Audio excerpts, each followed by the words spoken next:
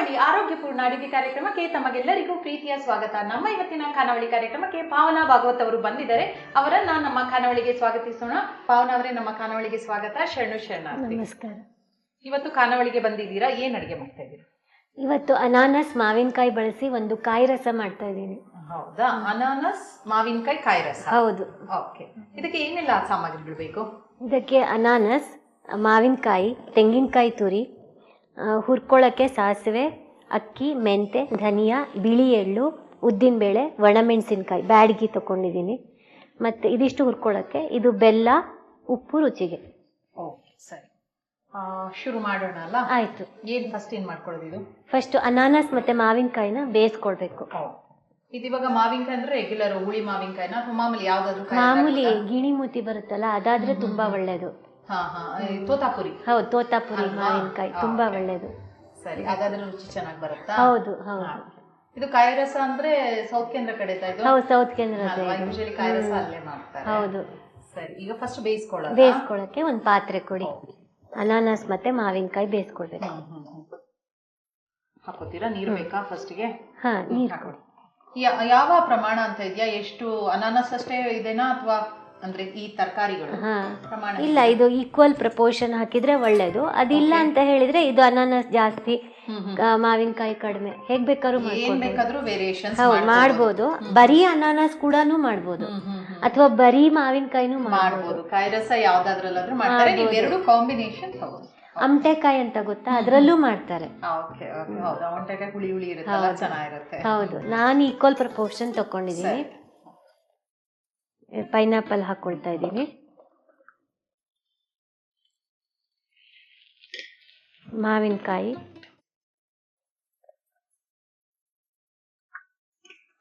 ಬೇಯಿಸ್ಕೊಳ್ಬೇಕು. ಪೈನಾಪಲ್ದು ನೀವ್ ಹೇಳಿದ್ರು ಒಂಥರ ಬರೇ ಮಾಡಿದ್ರೆ ಅದ್ರದ್ದು ರುಚಿನೇ ಬೇರೆ. ಮಾವಿನಕಾಯಿ ಹಾಕಿರೋದ್ರಿಂದ ಅದು ಸ್ವಲ್ಪ ಹುಳಿನೂ ಬರುತ್ತೆ, ಇದ್ರದ್ದು ಸಿಹಿ, ಖಟ್ಟ ಮೀಠ ಮತ್ತೆ ಖಾರ ಎಲ್ಲ ಆಗಿ ಚೆನ್ನಾಗಾಗುತ್ತೆ. ಇದು ಎಷ್ಟು ಬೇಕೋ ಅಷ್ಟೇ ನೀರು, ಅಂದ್ರೆ ಆ ತರಕಾರಿ ಮುಳುಗೋ ಅಷ್ಟೇ ತಗೊಂಡಿದ್ದೀನಿ. ಈ ಗ್ಯಾಸ್ ಸ್ಟವ್ ಆನ್ ಮಾಡ್ಕೊಳ್ಳೋಣ.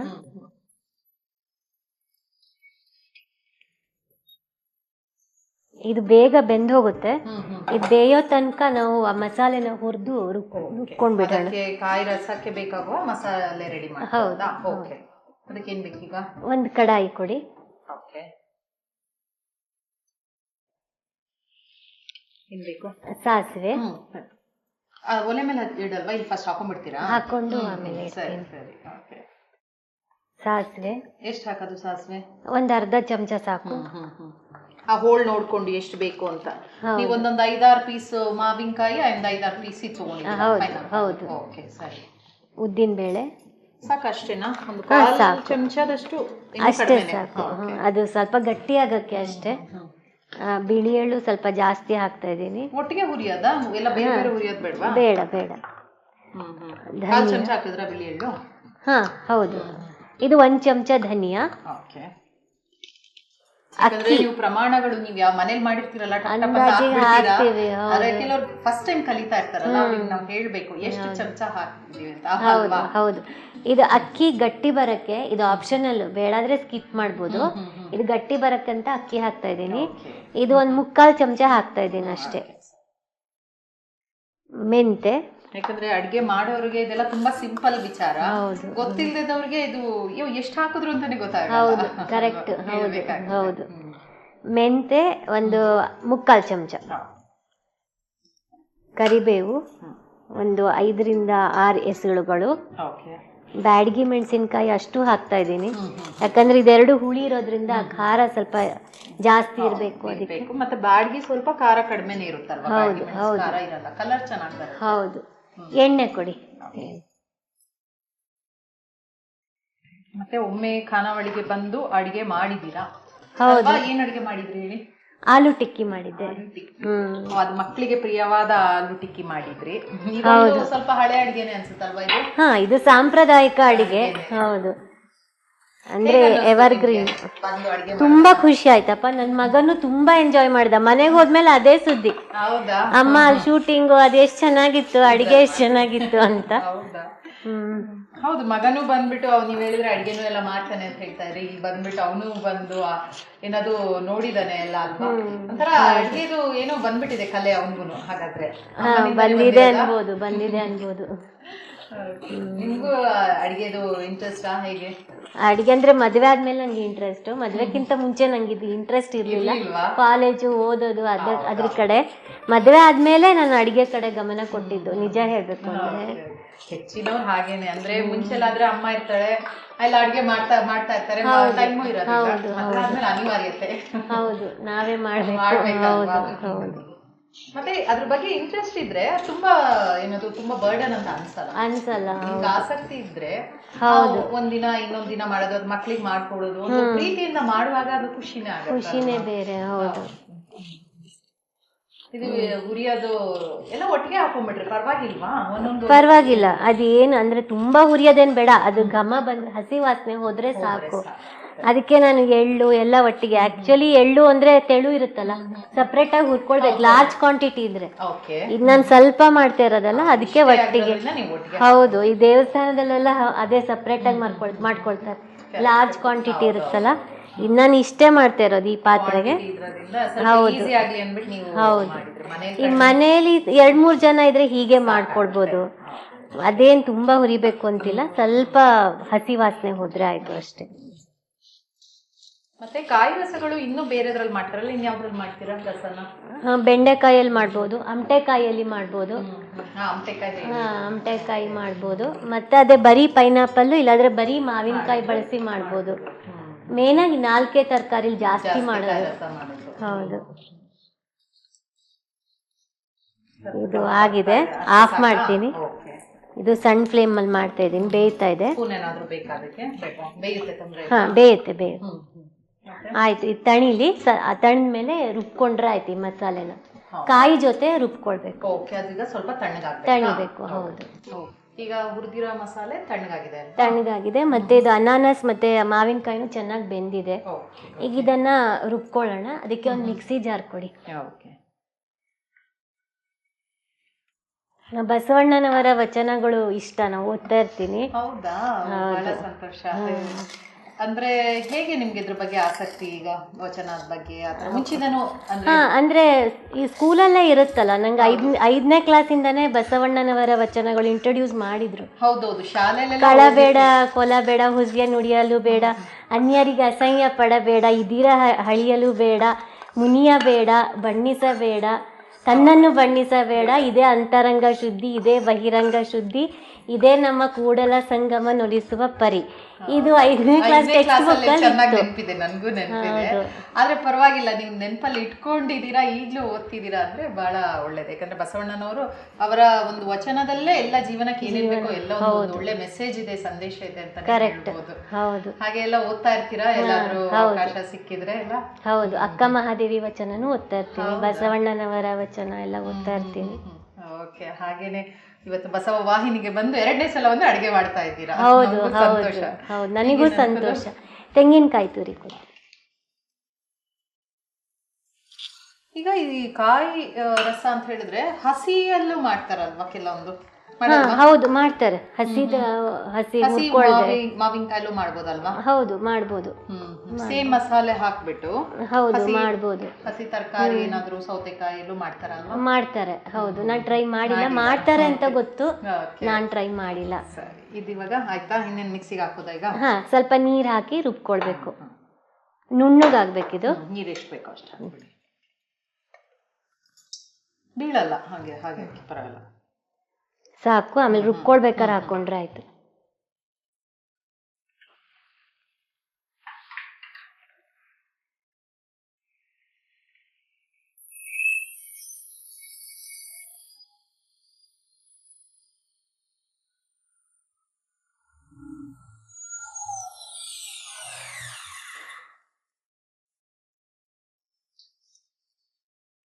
ಸಾಕಾ? ಸಾಕು, ಕರೆಕ್ಟ್ ಆಗಿದೆ. ಮಿಕ್ಸ್ ಇದು ಮುಚ್ಚಳ ಓಪನ್ ಮಾಡಿದ ತಕ್ಷಣ ಗಮ್ಮಂತ ಪರಿಮಳ ಇದೆ. ಎಲ್ಲ ಹಾಕಿದಿರಲ್ಲ, ಎಳ್ಳು, ಕೊತ್ತಂಬರಿ, ಮಸಾಲೆದು ಪರಿಮಳ ಚೆನ್ನಾಗಿದೆ. ಏನ್ ಮಾಡೋದೀಗ? ಈಗ ಇದು ಬೆಂದಿದೆಯಲ್ಲ, ಇದಕ್ಕೆ ಉಪ್ಪು ಬೆಲ್ಲ ಹಾಕೊಳ್ಳೋಣ. ಓಕೆ, ಉಪ್ಪು ಮತ್ತೆ ಬೆಲ್ಲ ಕೊಡಿ. ಹಾಗೆ ಒಂದು ಸೌಂಟು ಕೊಡಿ. ಇದು ಉಪ್ಪು ಸ್ವಲ್ಪ ಜಾಸ್ತಿ ಬೇಕಾಗುತ್ತೆ ಮಾಮೂಲಿಗಿಂತ, ಯಾಕಂದ್ರೆ ಹುಳಿ ಅಂಶ ಜಾಸ್ತಿ ಇರುತ್ತಲ್ಲ, ಅದಕ್ಕೆ ಸ್ವಲ್ಪ ಜಾಸ್ತಿನೇ ಬೇಕು ಮಾಮೂಲಿ ಅಡಿಗೆಕ್ಕಿಂತ, ಮಾಮೂಲಿ ಸಾಂಬಾರೆಲ್ಲ ಮಾಡೋಕ್ಕಿಂತ ಸ್ವಲ್ಪ ಜಾಸ್ತಿ ಉಪ್ಪು. ಹೌದು ಹೌದು. ಬೆಲ್ಲನೂ ಅಷ್ಟೇ, ಅದು ಸ್ವಲ್ಪ ಜಾಸ್ತಿನೇ ಬೇಕು. ಪೈನಾಪಲ್ ಏನಾದ್ರು ಹಣ್ಣು ಅಂತ ತಂದಾಗ ಇದೊಂದು ಅಡಿಗೆನೂ ಮಾಡ್ಬೋದು. ಹೌದು, ಹಣ್ಣುಗಳನ್ನ ಪೈನಾಪಲ್ ತಿಂತಾರೆ, ಜ್ಯೂಸ್ ಮಾಡ್ಕೊಂಡು. ಆದ್ರೆ ಈ ಅಡಿಗೆ ಮಾಡೋದು ಸ್ವಲ್ಪ ಕಡಿಮೆನೆ. ಕೇಸರಿ ಬಾತ್ ಮಾಡ್ತಾರೆ, ಅದು ಸ್ವೀಟ್ ಆಗಿ ಮಾಡ್ತಾರೆ. ಈ ತರ ಒಂದು ಹುಳಿ ತರನೋ ಸಾಂಬಾರ್ ತರ ಮಾಡುವಂತ ಕಾಯಿ ರಸ ಕಡಿಮೆನೆ, ಹಾಗಾಗಿ ಇದನ್ನ ಮಾಡ್ಕೋಬಹುದು. ಹಣ್ಣು ತಿಂದು ಬೋರ್ ಆಗಿದ್ರೆ ಸ್ವಲ್ಪ ಹೋಳಿಗೆ ಬಿಟ್ಬಿಟ್ಟು ಇದನ್ನ ಮಾಡ್ಕೋಬಹುದಲ್ವಾ? ಹೌದು. ಇದು ಸ್ಟವ್ ಆನ್ ಮಾಡ್ತೀನಿ ಈಗ, ಯಾಕಂದ್ರೆ ಉಪ್ಪು ಬೆಲ್ಲ ಸ್ವಲ್ಪ ಕರಗ್ಲಿ, ಅದಕ್ಕೋಸ್ಕರ ಆನ್ ಮಾಡ್ತೀನಿ. ಮತ್ತೆ ಇನ್ನೇನು ಪಾವನ ಅವರೇ ಹವ್ಯಾಸಗಳೆಲ್ಲ ಏನಿದೆ? ಹವ್ಯಾಸ ಹೊಲಿಯೋದು, ಮತ್ತೆ ಕುಕ್ಕರಿ ಶೋಸಿಗೆಲ್ಲ ಹೋಗ್ತಾ ಇರ್ತೀನಿ, ಅದು ತುಂಬಾ ಇಂಟ್ರೆಸ್ಟ್. ಮತ್ತೆ ಕುಕಿಂಗ್ ಕಾಂಪಿಟಿಷನ್ಗೂ ಹೋಗಿದ್ದೆ, ಅದಕ್ಕೂ ಪ್ರೈಸ್ ಬಂದಿದೆ. ಅಂದ್ರೆ ಅಡಿಗೆ ಬಗ್ಗೆ ತುಂಬಾ ಆಸಕ್ತಿ ಇದೆ ಹಾಗಾದ್ರೆ? ಆಸಕ್ತಿ ಇದೆ, ಹೌದು. ಅವಾಗ ಮಾಡ್ತಾ ಇರ್ತೀನಿ. ಎಷ್ಟು ಶೋಸ್ ಹೋಗಿದ್ದೀರಾ? ಸುಮಾರು ಹೋಗಿದ್ದೀರಾ? ಸುಮಾರು ಇಲ್ಲಿವರೆಗೆ ಒಂದು 10 ಶೋಸ್ ಆಯ್ತು. 10 ಶೋಸ್ ಎಲ್ಲ ಕೊಟ್ಟಿದ್ದೀರಾ? ಕಾರ್ಯಕ್ರಮ ಎಲ್ಲಿದ್ರು ಹೋಗ್ತೀರಾ? ಕಾಂಪಿಟೇಷನ್ಸ್ ಇದ್ರೆ ಎಲ್ಲಿದ್ರು ಹೋಗ್ತೀನಿ. ಅದೊಂಥರ ಹಾಬಿ ತರ ಆಗಿದೆ. ಅಡಿಗೆ ಜೊತೆ ಒಂದು ಹೊಸದು ಕಲ್ತಂಗೂ ಆಯ್ತು, ಅದ್ರ ಜೊತೆ ಒಂದ್ ಸ್ವಲ್ಪ ಒಂದು ರೆಕಗ್ನಿಷನ್ ಆ ತರ ಎಲ್ಲ ಸಿಗುತ್ತಲ್ವಾ? ಮತ್ತೆ ಬೇರೆಯವ್ರದ್ದು ಒಂದು ಐಡಿಯಾನು ಸಿಗುತ್ತೆ. ಬೇರೆ ಪಾರ್ಟಿಸಿಪೆಂಟ್ಸ್ ಅಡಿಗೆ ಮಾಡಿರ್ತಾರೆ, ಅದು ನಮಗೆ ಐಡಿಯಾ ಸಿಗುತ್ತೆ ಯಾವ ತರ ಅಡಿಗೆ ಮಾಡ್ತಾರೆ ಅಂತ. ಕಲಿಯೋರಿಗೆ ಯೂಶಲಿ ನಾನು ನೋಡಿದೀನಿ, ಎಲ್ಲೋದ್ರೂನು ರೆಸಿಪಿ ಕಲಿಯೋದು ಎಲ್ಲ. ಯಾಕಂದ್ರೆ ಈಗ ಶೋಸ್ ಅಲ್ಲಿ ಮತ್ತೆ ಅವ್ರವ್ರದೇ ವೇರಿಯೇಷನ್ಸ್ ಮಾಡಿ ನೀವು ಆತರ ಪ್ರಯೋಗ ಎಲ್ಲ ಮಾಡ್ತೀರಾ ಅಡಿಗೆ ಮಾಡುವಾಗ? ಮಾಡ್ತೀನಿ. ಇಡ್ಲಿ ಮಾಡಿದೀನಿ ನಾನು. ಹೌದು, ಈ ಕಡೆ ಎಂತ ಮಲ್ಲಿಗೆ ಇಡ್ಲಿ ಅಂತ ಮಾಡ್ತಾರೆ, ಅದ್ ನಮ್ ಕಡೆ ಇಲ್ಲ, ಅದನ್ನ ಟ್ರೈ ಮಾಡಿದೀನಿ. ಆಮೇಲೆ ಮತ್ತೆ ದೋಸೆಲಿ ಟ್ರೈ ಮಾಡಿದೀನಿ, ಅದೇನೋ ಪನ್ನೀರ್ ದೋಸೆ, ಸ್ಪ್ರೌಟ್ ದೋಸೆ ಅಂತ ಇಲ್ಲಿ ಮಾಡ್ತಾರೆ ಬೆಂಗಳೂರಲ್ಲಿ, ಸ್ಪ್ರೌಟ್ ದೋಸೆ. ಹೌದು, 99 ದೋಸೆ ಅಂತ ಯಾವ್ದು ಹೋಟೆಲ್, ಆದ್ರೆ ಸ್ಪ್ರೌಟ್ ದೋಸೆನ ಟ್ರೈ ಮಾಡಿದ್ದೆ, ಚೆನ್ನಾಗ್ ಬಂತು. ನಮ್ ಕಡೆ ಇಲ್ಲ ಅದು, ಇಲ್ಲಿ ಟ್ರೈ ಮಾಡಿದ್ದೆ. ಆಮೇಲೆ ಜೋಳದ ರೊಟ್ಟಿ ಚೆನ್ನಾಗಾದ್ರೆ ತಿಂತಾರೆ, ಇಷ್ಟಪಡ್ತಾರೆ ಕೆಲವರು. ಅಂದ್ರೆ ಹಳೆ ಅಡ್ಗೆನೇ ಬೇಕು ಆತರ ಎಲ್ಲ ಏನಿಲ್ಲ, ಒಟ್ಟು ಚೆನ್ನಾಗಾದ್ರೆ ಆಯ್ತು. ಹೌದು, ಇಲ್ಲ ಆಸಕ್ತಿ ಇರೋ ರುಚಿನೇ ಮಾಡ್ತಾರೆ ಅಲ್ವಾ? ಚೆನ್ನಾಗ್ ಆಗ್ಬೇಕು ಅಂತ ಒಂದು ಶ್ರದ್ಧೆಯಿಂದ ಮಾಡಿದಾಗ ರುಚಿ ಬರುತ್ತೆ. ಈಗ ಇದು ಉಪ್ಪು ಬೆಲ್ಲ ಕರಗ್ತಾ ಇದೆ, ಈಗ ಇದು ರುಬ್ಕೊಂಡಿರೋ ಮಿಶ್ರಣನ ಅದಕ್ಕೆ ಹಾಕೊಂಡ್ ಬಿಡೋಣ.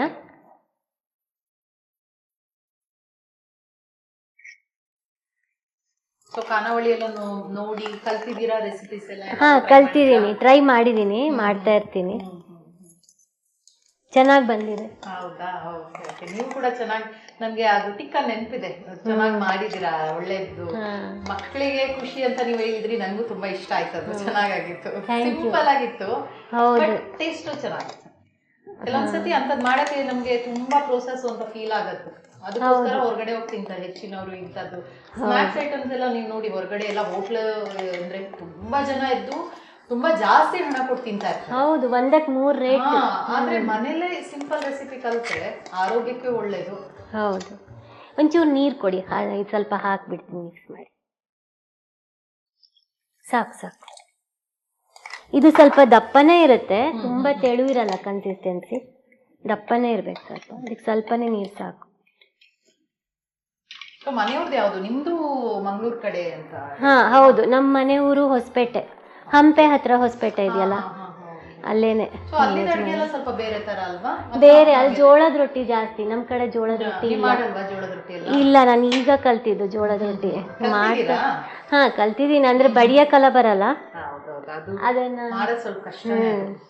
ನಾನು ಹಿಟ್ಟು ಕಾಯಿಸಿ ಲಟ್ಸಿ ಮಾಡ್ತೀನಿ. ಹಿಟ್ಟನ್ನ ಫಸ್ಟ್ ಕಾಯಿಸಿ ಲಟ್ಸಿ, ಚಪಾತಿ ತರ ಲಟ್ಸ್ಕೊಂಡು ಮಾಡ್ತೀನಿ. ಅಲ್ಲಿ ರೊಟ್ಟಿ ಸ್ವಲ್ಪ ಒಣ ರೊಟ್ಟಿ, ಪಲ್ಯ ಅದೇ ಜಾಸ್ತಿ. ಇನ್ನು ಕಲಿತಾ ಇದ್ದೀರಾ ಅಂತದೆಲ್ಲ? ಹೌದು. ಇದು ಎಲ್ಲಾ ಇಂಗ್ರೀಡಿಯೆಂಟ್ಸ್ ಹಾಕಿದ್ದೀರಾ? ಹೌದು. ಅಲ್ವಾ? ಇನ್ನೇನ್ ಮಾಡ್ಕೊಳಕಿದ್ಯಾ? ಇನ್ನಿಂದು ಕುದಿ ಬಂದ್ಮೇಲೆ ಒಂದು ಒಗ್ಗರಣೆ ಕೊಟ್ರೆ ಇಲ್ಲಿದೆ, ಇದು ಮುಗೀತು, ಕಾಯಿ ರಸ ಮುಗೀತು. ಸರಿ, ಹಾಗಾದ್ರೆ ಒಗ್ಗರಣೆಗೆ ಇಟ್ಕೊಂಡ್ಬಿಡ್ತೀರಾ? ಆಯ್ತು. ಇದು ಸ್ವಲ್ಪ ದೊಡ್ಡ ಫ್ಲೇಮ್ ಮಾಡ್ತೀನಿ. ಮಾಡ್ಕೊಂಬಿಡಿ ಉರಿನ.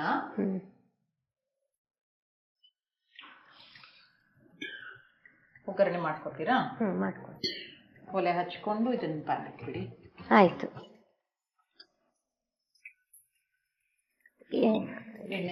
ಎಣ್ಣೆ ಬೇಕು. ಕುದೀತಾ ಇದೆ. ಹೌದು, ಕುದೀತಾ ಇದೆ. ಸಾಕಾ ಅಥವಾ ಸ್ವಲ್ಪ ಜಾಸ್ತಿ ಕುದ್ರು ಪರವಾಗಿಲ್ಲ? ಇಲ್ಲ, ಸ್ವಲ್ಪ ಜಾಸ್ತಿ ಕುದಿಬೇಕು. ಕಾಯಿ ಇರುತ್ತಲ್ಲ, ಹಸಿ ಕಾಯಿ ಹಾಕಿ. ಹೌದು, ಇಲ್ಲಾದ್ರೆ ಕೆಟ್ಟೋಗ್ಬಿಡುತ್ತೆ ಬೇಗ. ಸ್ವಲ್ಪ ಎಣ್ಣೆ ಸಾಕು. ಸಾಸಿವೆ.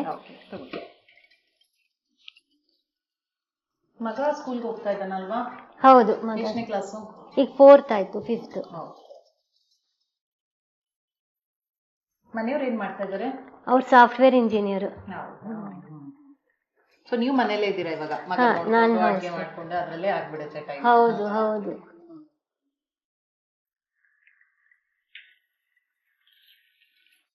ಇಲ್ಲಿ ಬೆಂಗಳೂರಿಗೆ ಬಂದು ಎಷ್ಟು ವರ್ಷ ಆಯ್ತು? 10 ವರ್ಷ ಆಯ್ತು. ಮದುವೆ ಆದಾಗ ಬಂದಿದ್ದ? ಹೌದು ಹೌದು. ಆದ್ರೆ ಆಫ್ ಮಾಡಿ. ಆಯ್ತಾಯ್ತು.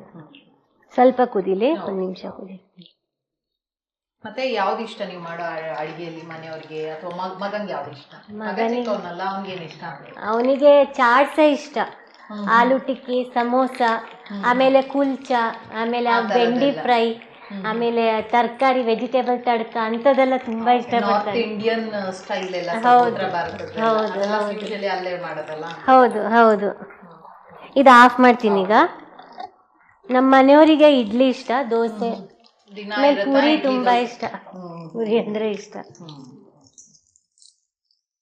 ದಿವಸ ಮಾಡಲ್ಲ, ವಾರಕ್ಕೊಂದಿನ ಮಾಡ್ತೀನಿ. ದಿವಸ ಅದೇ ಮಾಡಿದ್ರೆ ಅದು ಬೋರ್ ಬಂದೋಗುತ್ತೆ. ಮತ್ತೆ ಮಕ್ಕಳಿಗಂತೂ ಬೇಗ ಬೋರ್ ಆಗೋದು ಜಾಸ್ತಿ. ರಿಪಿಟೇಷನ್ ಆದ ತಕ್ಷಣ ಅಯ್ಯೋ ಇದೇ ಮಾಡ್ತೀವಿ ಅಂತ ಇಟ್ಬಿಡ್ತಾರೆ. ಹೌದು. ಪರೋಟಗಳು ಮಾಡ್ತೀನಿ ನಾನು, ವೆರೈಟಿ ಪರೋಟ. ಆಲೂ, ಮೂಲಂಗಿ, ಮೆಂತೆ ಪರೋಟ, ವೆಜಿಟೇಬಲ್ ಪರೋಟ, ಗೋಬಿ ಪರೋಟ. ಆಯ್ತು. ತುಂಬಾ ಕಲ್ತಿದ್ದೀರಾ ಹಾಗಾದ್ರೆ. ಈಗಲೇ ಒಂದು 10-15 ಅಡಿಗೆ ಹೆಸರು ಹೇಳ್ಬಿಟ್ರಿ. ತುಂಬಾ ಕಲ್ತ್ರು ಇರುತ್ತೆ, ಅದು ಸಮುದ್ರ ಅದು ಅಡಿಗೆ ಅನ್ನೋದು. ನಾವ್ ಅನ್ಕೊಳ್ಳೋದು ನನ್ಗೆ ಅದು ಗೊತ್ತು ಇದು ಗೊತ್ತು, ಇನ್ನೊಂದೇನೋ ಯಾರೋ ಇನ್ನೊಂದ್ ಮಾಡಿರ್ತಾರೆ. ಅಯ್ಯೋ, ಅದು ನಮಗೆ ಗೊತ್ತೇ ಇಲ್ಲಲ್ಲ ಅನ್ಸುತ್ತೆ. ಇದಾಗಿದೆ, ಸರ್ವ್ ಮಾಡಿದ್ರೆ ಆಯ್ತು. ಓಕೆ, ಸರಿ. ಸೊ ಸರ್ವಿಂಗ್ ತಟ್ಟೆ ಇಟ್ಬಿಟ್ಟಿದ್ದೀರಾ ಅಲ್ವಾ? ಯೂಶಲಿ ಇದು ಅನ್ನ ಜೊತೆ ತಿನ್ನೋದಲ್ವಾ? ಅನ್ನ, ಚಪಾತಿ, ದೋಸೆ ಸೈಡ್ ಡಿಶ್ ಆಗಿ ತಕೊಳ್ಬಹುದು. ಸೌಟ್ ಇದೆ ಅಲ್ವಾ ಅಲ್ಲೇ? ಹೌದಿದೆ. ಮತ್ತೆ ಇದು ಒಂದಿನ ಇಡ್ಬೋದು ಅನ್ಸುತ್ತಲ್ವಾ? ಇಡ್ಬೋದು, ಫ್ರಿಜ್ ಅಲ್ಲಿ ಇಡ್ಬೋದು ಹೊರಗಡೆ. ಯಾಕಂದ್ರೆ ಚೆನ್ನಾಗಿ ನಾವು ಕುದಿಸಿರ್ತೀವಲ್ಲ, ಅದು ಮಾರನೇ ದಿನನೇ ಟೇಸ್ಟ್ ಜಾಸ್ತಿ. ಯಾಕಂದ್ರೆ ಉಪ್ಪು ಖಾರ ಎಲ್ಲ ಚೆನ್ನಾಗಿ ಇಟ್ಕೊಂಡಿರುತ್ತೆ, ತರಕಾರಿ ಒಳ್ಳೆ ಅಬ್ಸರ್ವ್ ಮಾಡಿರುತ್ತೆ. ಹೌದು, ಅದು ಆಕ್ಚುಲಿ ಮಾರನೇ ದಿನನೇ ತಿನ್ನಕ್ಕೆ ತುಂಬಾ ಚೆನ್ನಾಗಿರುತ್ತೆ.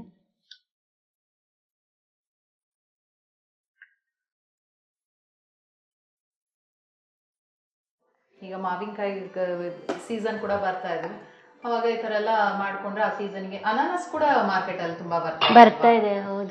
ಸೊ ಹಾಗೆ ಮಾಡ್ಕೊಳ್ಬಹುದು ಸೀಸನ್ಗೆ ತಕ್ಕನಾಗೆ ತರಕಾರಿ ಹಣ್ಣುಗಳೆಲ್ಲ. ಆರೋಗ್ಯನೂ ಚೆನ್ನಾಗಿರುತ್ತೆ ಸೀಸನಲ್ ಫ್ರೂಟ್ಸ್, ವೆಜಿಟೇಬಲ್ಸ್ ತಿನ್ನೋದ್ರಿಂದ. ಹೌದು ಹೌದು.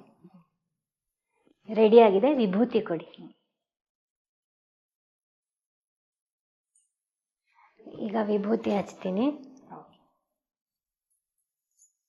ವಿಭೂತಿ ಹಚ್ಚೋದ್ರಿಂದ ಆಹಾರ ಪ್ರಸಾದ ಆಗುತ್ತೆ. ಹೌದು. ಈಗ ಮಾವಿನಕಾಯಿ, ಪೈನಾಪಲ್ ಕಾಯಿ ರಸ ರೆಡಿ ಆಗಿದೆ, ಸವಿದು ಹೇಳಿ. ಬಿಸಿ ಬಿಸಿನೇ ಇದೆ.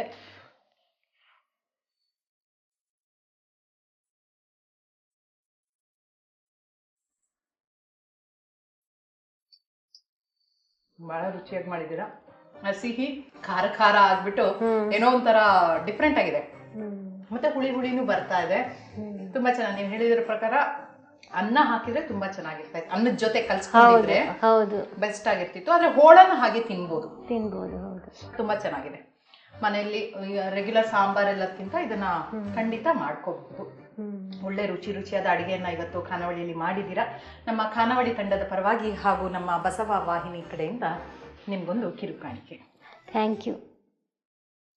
ನಮ್ಮ ಖಾನಾವಳಿಗೆ ಬಂದು ಒಂದು ಒಳ್ಳೆ ಅಡುಗೆನ ಮಾಡಿಕೊಟ್ಟಿದ್ದೀರಾ. ನಮ್ಮ ಖಾನಾವಳಿ ತಂಡದ ಪರವಾಗಿ ನಿಮಗೆ ಧನ್ಯವಾದಗಳು. ಶರಣಾರ್ಥಿ. ನಮಸ್ಕಾರ. ನನಗೂ ನಿಮ್ಮ ಚಾನಲಲ್ಲಿ ಬಂದು ತುಂಬ ಖುಷಿ ಆಯಿತು. ಇದು 2ನೇ ಸತಿ ಬರ್ತಾ ಇರೋದು ನಾನು. ತುಂಬ ಖುಷಿಯಾಗಿದೆ. ನಿಮಗೆ ನಿಮ್ಮ ತಂಡದವರಿಗೆ ತುಂಬ ಧನ್ಯವಾದಗಳು ನನ್ನ ಕಡೆಯಿಂದ. ನೋಡಿದ್ರಲ್ಲ ವೀಕ್ಷಕರೇ, ಇವತ್ತಿನ ಖಾನಾವಳಿಯ ಹೊಸ ಅಡುಗೆಯನ್ನ ಹೇಗೆ ಮಾಡಿದ್ರು ಅಂತ. ಅದನ್ನ ತಪ್ಪದೆ ನೀವು ಕೂಡ ಮನೇಲಿ ಮಾಡಿ ನೋಡಿ. ಇದೇ ರೀತಿ ಮುಂದಿನ ಸಂಚಿಕೆಯಲ್ಲಿ ಮತ್ತೊಂದು ಹೊಸ ರುಚಿಯೊಂದಿಗೆ ನಿಮ್ಮನ್ನು ಭೇಟಿ ಆಗ್ತೀನಿ. ಅಲ್ಲಿವರೆಗೂ ನೋಡ್ತಾ ಇರಿ ಶ್ರೀ ಬಸವ ಟಿವಿ. ಇದು ಸಂಸ್ಕಾರದ ಬೆಳಕು. ಶರಣಾರ್ಥಿ.